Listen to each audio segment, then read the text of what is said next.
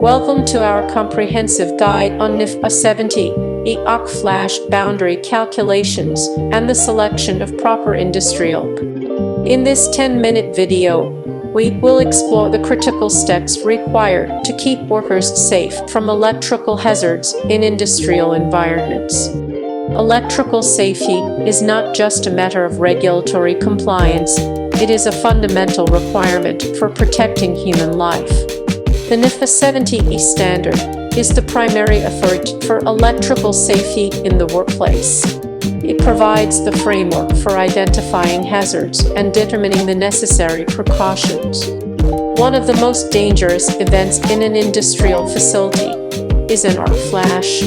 This is a sudden and violent release of energy caused by an electric arc through the air.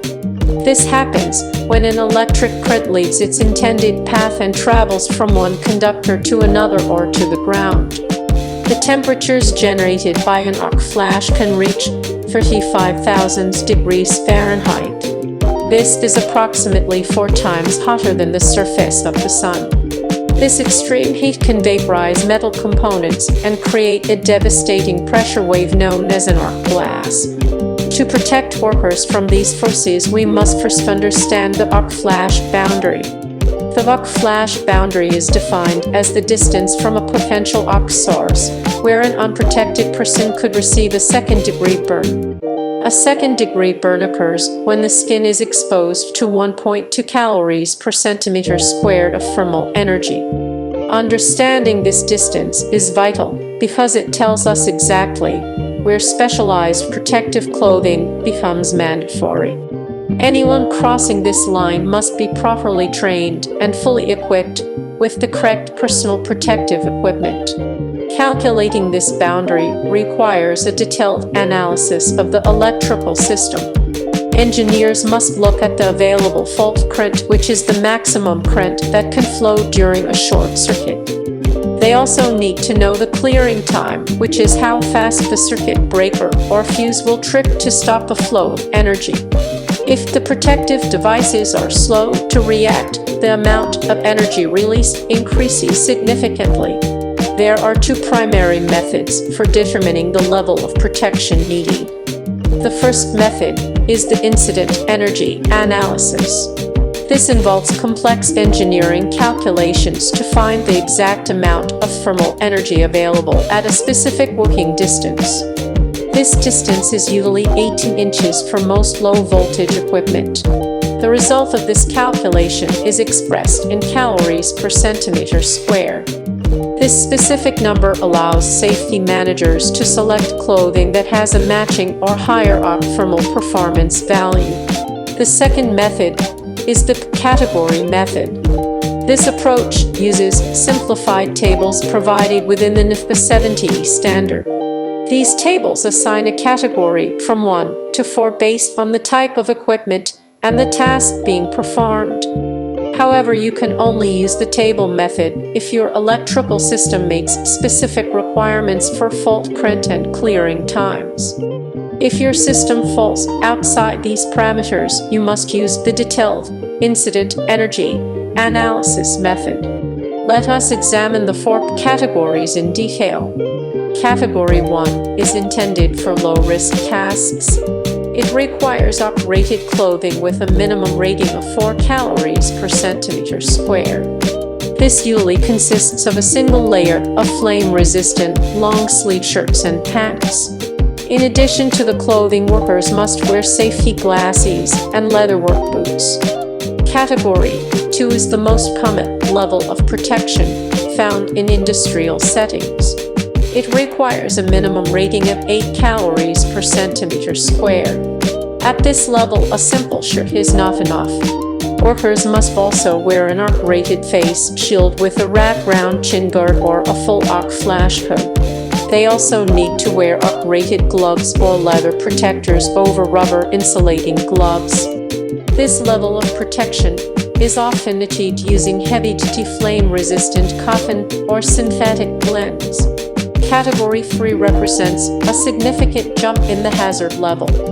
It requires a minimum rating of 25 calories per centimeter square. This level of protection usually requires multiple layers of clothing. Workers will wear an arc flash suit that includes a specialized hood with a built-in clear shield. This shield is designed to block intense thermal radiation while still allowing the worker to see their task clearly.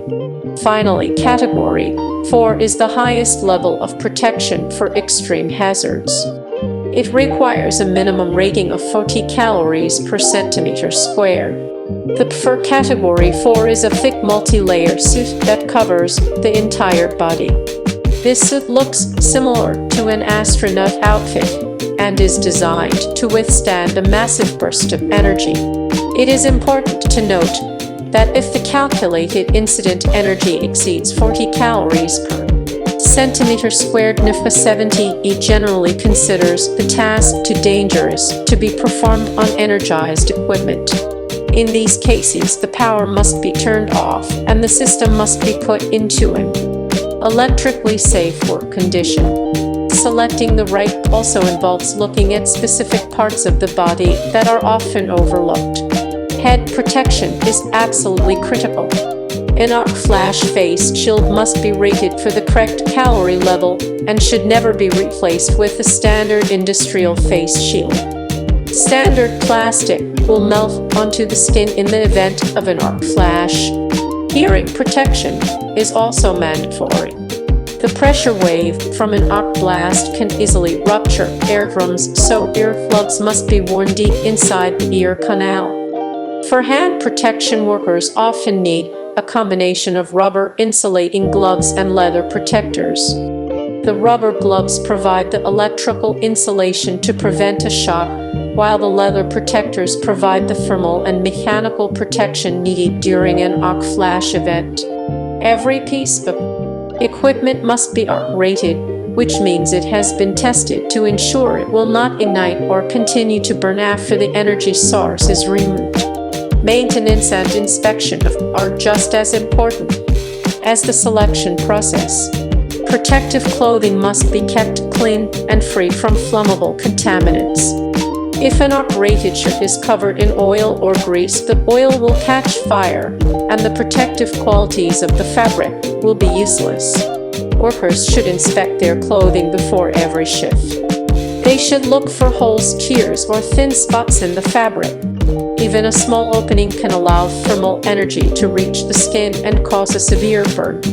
Furthermore, arc flash suits and hoods should be stored in bags to protect the shields from scratches and to keep the fabric away from sunlight, which can degrade certain flame-resistant fibers over time. A common mistake in the industry is assuming that flame-resistant clothing is the same as arc-rated clothing. While all arc-rated clothing is flame-resistant, not all flame-resistant clothing is arc-rated. Arc rating involves a specific test that measures how much heat the fabric can block before there is a 50% probability of a second-degree burn. Always look for the specific arc thermal performance value on the label of the garment.